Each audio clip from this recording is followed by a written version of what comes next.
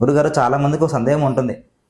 బేసిక్గా మరుగుమందు, అలాగే వశీకరణం అంటే విచ్ మీన్స్ చొల్లంగి, బాణామతి ఇవన్నీ అంటారు కదా, నిజంగా అవన్నీ వర్తిస్తాయా?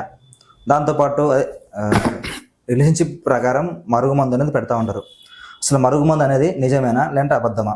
లేదా మరుగుమందు వల్ల ఏమైనా ఎఫెక్ట్ ఉంటుందా? అక్షర సత్యంగా మరుగుమందులు ఉన్నాయి, వశీకరణ ప్రయోగాలు కూడా ఒకవేళ ఉంటే ఎలా ఎఫెక్ట్ అవుతుంది? ఎఫెక్ట్ అండి మొదలు ఏంటిగనంటే బాగా మందు, ఇందులో మరల మాతంగి అని ఒక మందు ఉంటుంది. చెట్టు పేరే మరల మాతంగి. ఓకే.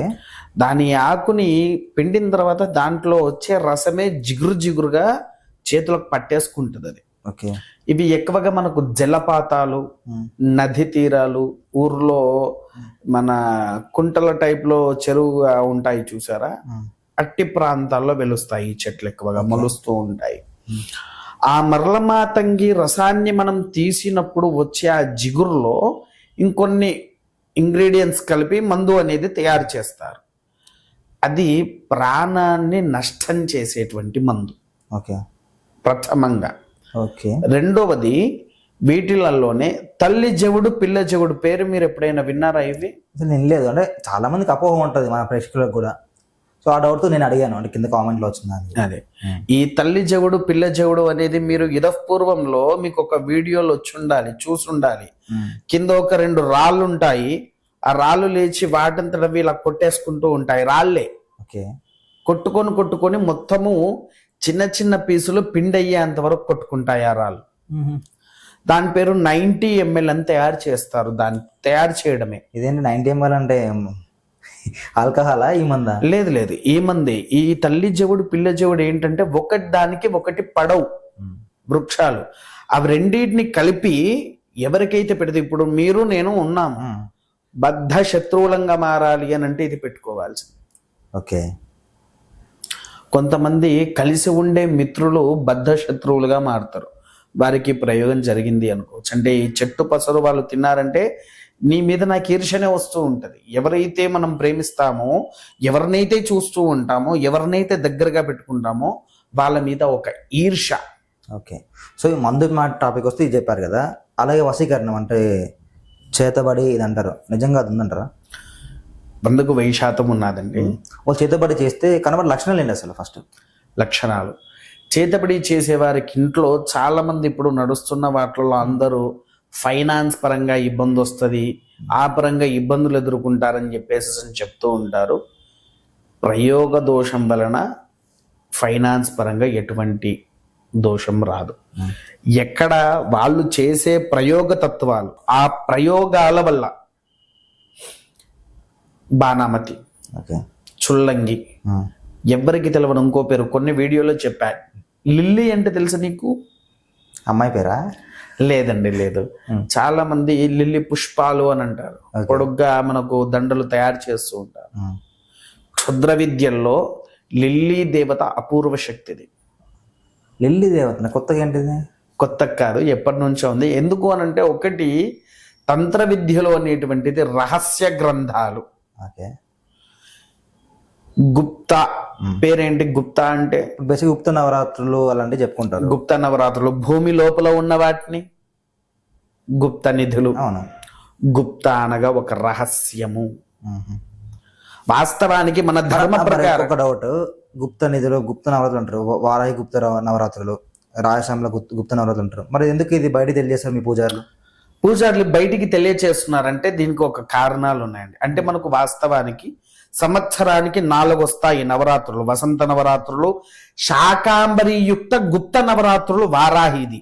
అయితే శాకాంబరి ఇదపూర్వంలో నడుస్తూ ఉండేది. విన్నారా? కొంతమంది ఏంటి, మనకు వారాహి దేవత ఎక్కడుంది అసలైంది అనేది తెలుసు మీకు? కాశీలో ఒక ప్రాంతంలో గుహ లోపల కిరాతక వారాహి అమ్మవారు. ఓకే. అమ్మవారి పేరే కిరాతక వారాహి. ఈ వారాహి కాల భైరవుడు, ఇవిద్దరు ఏంటి అనంటే ప్రతి ఊర్లో ఉంటాయి. ఎవరు అనుకుంటున్నారు వీళ్ళు? గ్రామ రక్షకులు. కాలభైరవుని మనం ఏమంటాము? గ్రామ రక్షకుడు అని అంటాం, అవునా? అలానే గ్రామానికి రక్షకులు ఇద్దరు, వారాహి, కాలభైరవుడు.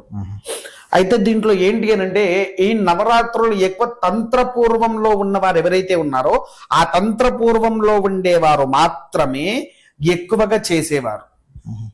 పూర్వం ఏంటి అని అంటే శాక్తేయ పరంగా చేసిన వాళ్ళు ఇంట్లో చేసుకునేది, బ్రాహ్మణులు శాక్తేయ పరంగా ఇంట్లో చేసుకునేది. అలానే వచ్చిన వాళ్ళు అయ్యా మరి ఇది ఇంత శక్తివంతమైంది, దీన్ని బయట చేస్తే ఎంతో మంది జనాలు కూడా బాగుపడతారు కదా అనే ఒక ఉద్దేశంతో ఉండేది, బాగుపడతారు కదా అనే ఒక ఉద్దేశంతో ఉండేది. అయితే ఇక్కడ ఇంకొకటి ఏంటి అనంటే కొంతమంది వేరే రకాలుగా ఆలోచిస్తారు. ఈ అమ్మవారికి ఎక్కువగా ఆచరించవలసినటువంటి సమయాలు రాత్రి 11:30 నుంచి తెల్లవారుజామున 3 వరకు. వీరికి గనక హోమాలు కానివ్వండి, అర్చనలు కానివ్వండి, ఏది చేయించినా ఓకే, అద్భుతమైన అమోఘమైన శక్తి వస్తుంది.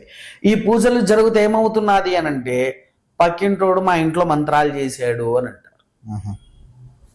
ఓకే. అవునా కాదు? ఇగో ఇలాంటి వ్యవస్థ వస్తున్నది అని ఉదయ సాయంకాలంలో చేస్తున్నారు శాక్తేయ పరంగా. తంత్రపరంగా అయితే బయటికి రాలేదే. తంత్రపరంగా చేస్తున్న వాళ్ళు ఎక్కువగా బయటికి రారు, దాన్ని ఎక్కువగా ఎవరు చెయ్యరు, ఆచరించరు, ఆచరింపచేసేదానికి తీసుకొని రారు. ఓకే. విన్నారా? ఇట్లా ఈ తంత్రము అనేటువంటిది గుప్తాధికంలో రహస్యము. అందులో ఒకటి లిల్లీ. కాళీకి ఇంకొన్ని పేర్లు ఉన్నాయి: రక్తాంగి, రక్తక్షి, రక్తస్వరూపిణి, రక్తగాయిని, రక్తపింగళి. ఓకే. మనకు నామాల్లో అష్టోత్తర శతనామావళి నామాల్లో ఈ పేర్లు కూడా వస్తాయి. క్షుద్రదేవతల్లో చేసేటువంటి ప్రయోగ తత్వాలు ఉన్నాయి. ఇప్పుడు మీకు ఇంకో విషయం చెప్తా. పూర్వము రాజుల కాలంలో ఒక యుద్ధానికి వెళ్ళాలంటే ఏం చెయ్యాలి? ఆయుధ పూజ. అవును. ఆయుధ పూజ చెయ్యాలి. ఆయుధ పూజ చేసేటప్పుడు ఎదుటి వ్యక్తి తొందరగా సంపూర్ణంగా హరింపగావడానికి ఇప్పుడు ఇది అంటే రాజుల పరంగా ఈ రాజుకి ఇంకో రాజుకి యుద్ధం అవుతుంది కదా, యుద్ధం అవుతుంది. మరి ఇద్దరు ఆయుధ పూజ చేసేటప్పుడు మరి ఉపయోగం ఏమొస్తుంది? అదే చెప్తున్నాను. ఇద్దరు ఆయుధ పూజలు గావిస్తారు. తెలిసిన వాడు తంత్రపూర్వంలో విజయ కోసం చేసాడు, ఓకే. ఇంకొకరు మామూలుగా ఆయుధ పూజ చేశారు అంతే. ఇప్పుడు చిన్న ఎగ్జాంపుల్, లిల్లీ అంటే అది అమ్మాయి పేరా అని అడిగావు నువ్వు మాట. ఇప్పుడు నీకు నాకేమో యుద్ధం జరిగింది అనుకుందాము, ఓకే.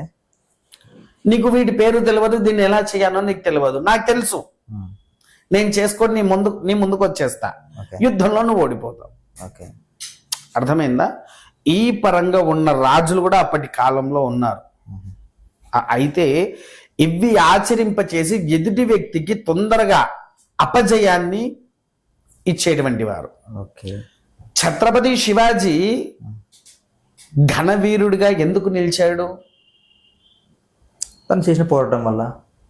అక్కడి వరకే చాలా మందికి తెలుసు. ఆయన చేసిన పూజారాధన వల్ల భవానీదేవి ప్రత్యక్షమయ్యి ఆయనకు ఖడ్గం ఇచ్చింది, అపూర్వ శక్తి ఖడ్గము.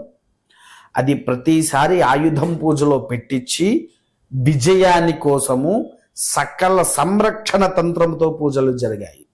ఓకే. మీకు ఇంకో విషయం చెప్పానా?